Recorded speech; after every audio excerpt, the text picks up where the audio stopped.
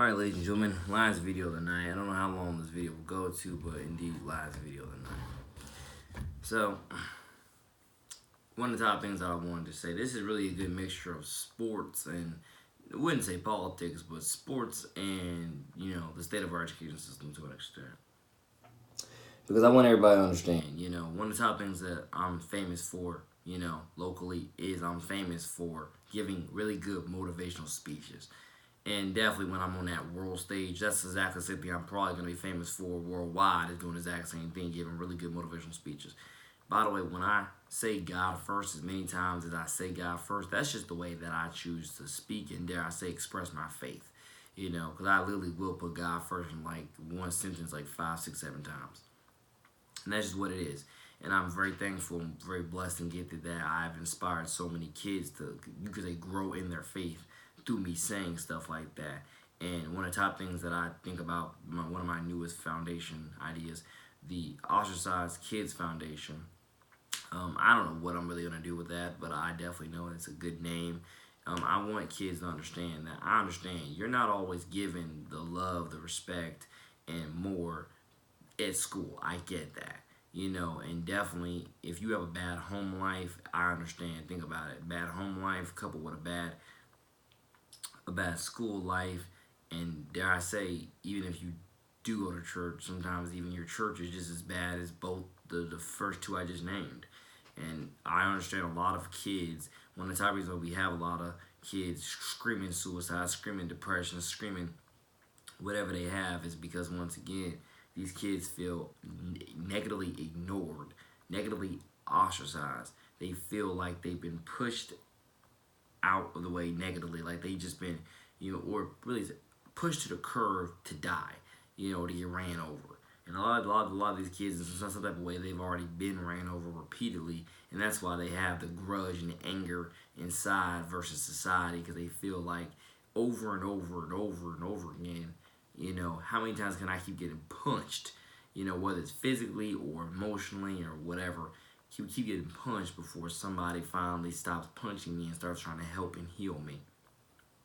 A lot of kids, I know for a straight up fact, my biggest fears, a lot of kids are never getting the help and the healing that they need because of whatever reason.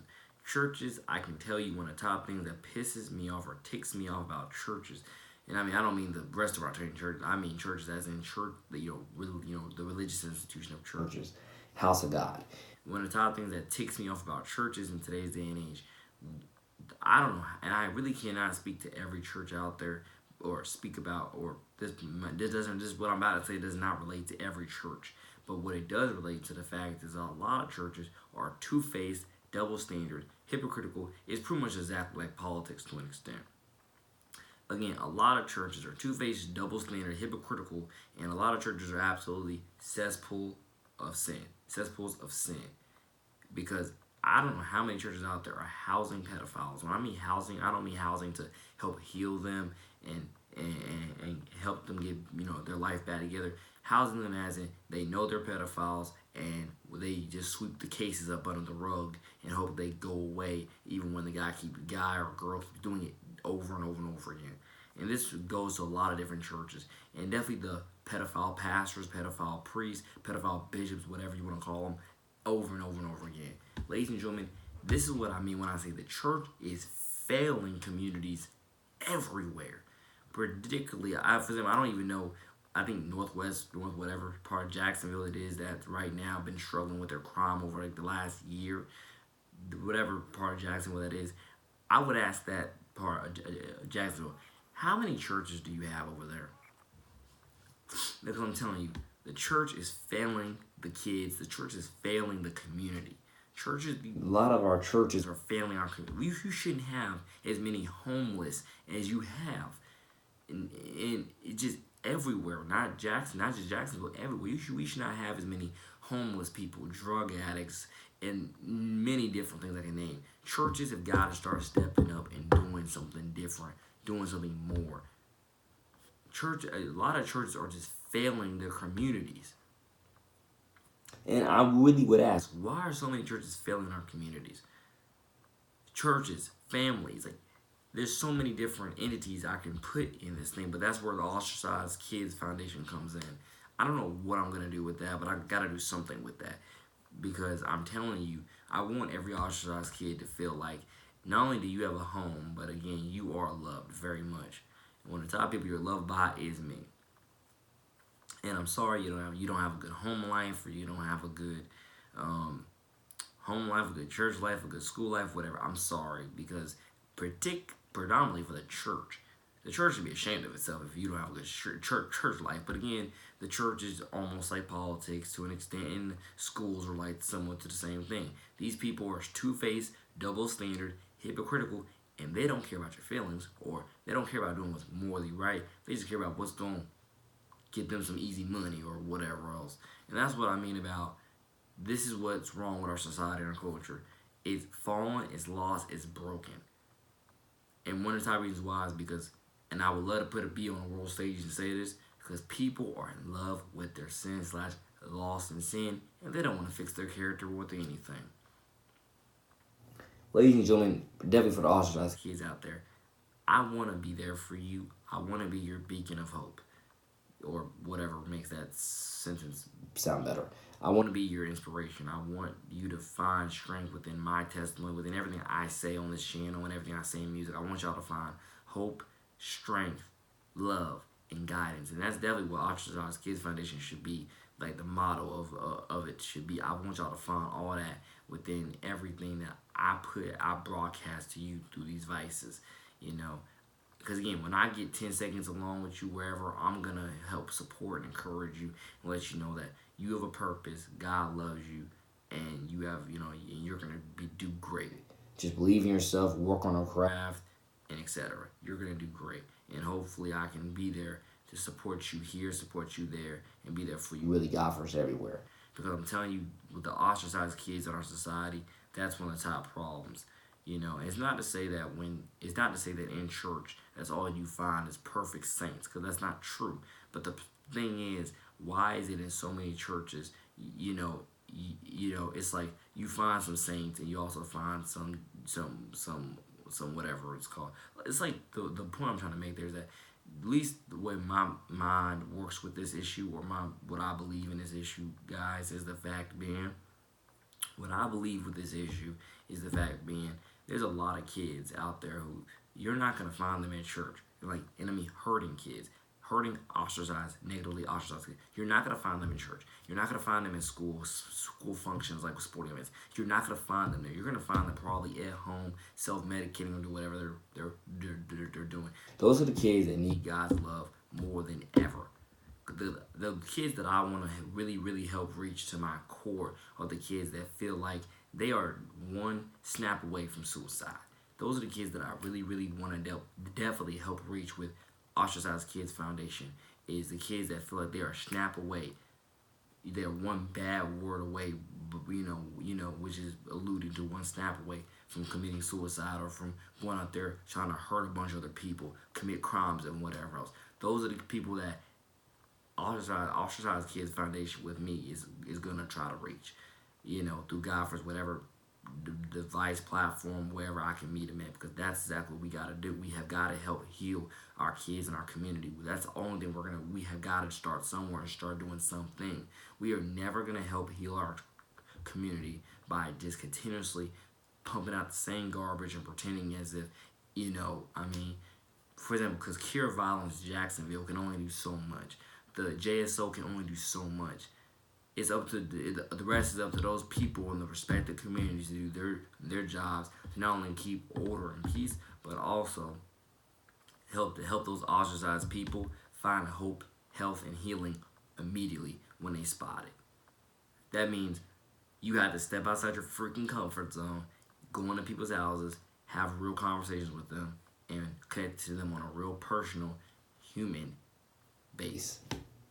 I'm telling you, it's not really hard. I think a lot of people try to pretend as if it's hard because they don't want to sacrifice their comfort.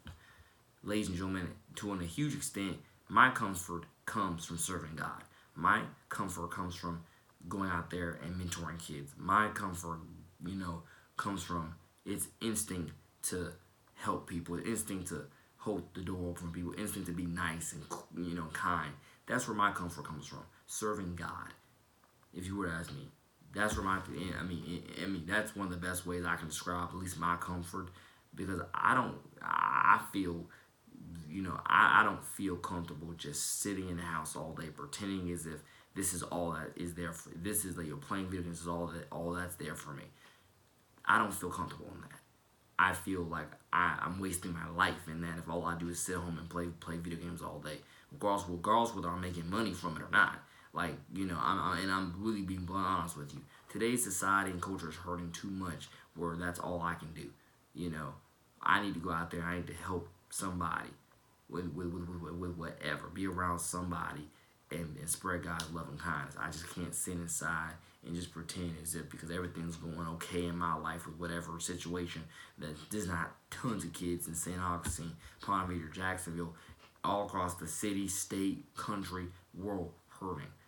I'm telling you, I have my callings, and that's just what it is. But indeed, that's one of the top things I want Ostracized Kids Foundation to help is those kids that feel like they're at the snap of committing suicide, snap of going out there hurting somebody else, the snap of doing whatever it is, that is just garbage and is not going to help heal anybody.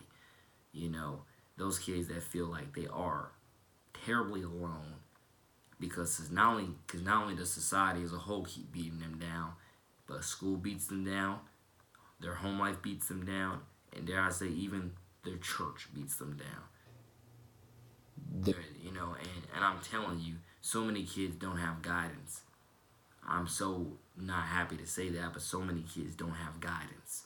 And I'm so distraught to know that so many kids don't have guidance. But it's evident they don't. That's why so many of these kids bully each other consistently as often as they do. And some of these even grown-ups don't have guidance. Ladies and gentlemen, we gotta really look at ourselves in the freaking mirror for once in our lives and realize we are just so lost, so fallen, so sinful, and so broken.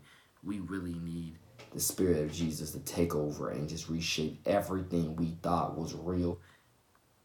Show us that it was fake, and here's the real truth and how we go about it. Go about living with that each and every day. I'm telling you, ladies and gentlemen, definitely, I can't tell you everything that Ostracized Kids Foundation will be doing to help. I think it's gonna be like almost anything else I do. I think it'll be like a video, a daily video sermon thing or whatever. But we'll definitely see, because I want to help those kids. Those are the key demographics that I know I have to go out there and help with those kids that feel like they are just a snap away from doing something just horrible. Because that's what I mean about God bless the college life, but the college life just isn't for me right now, because I feel like you have a lot more kids in regular grade school, of elementary, middle, and high school that are so ostracized to where college is like, not to say you don't have some kids on college campuses that feel that way too, but you have a lot more, I believe, in regular grade school based upon the school reviews that I read than you have in college. I want to bring that same culture of hospitality, of the same of school pride and school family and school home, bring us that same of school legacy, bring that same culture of that with college. Keep trying to bring that to regular grade school, because that's the only way we're gonna help fix these issues with depression, suicide, and just ostracized kids. Is the only way we're gonna fix it. So I'm sorry I didn't do any sport talk, but I guess this will be more so of a video titled "The Founding of Ostracized Kids Foundation," because that's what this is, ladies and gentlemen. Those are the demographics of kids that I have to reach. I mean, there's a lot of kids out there that are having the just most lit and blessed time. Good for you. I'm happy for you. I'm proud of you.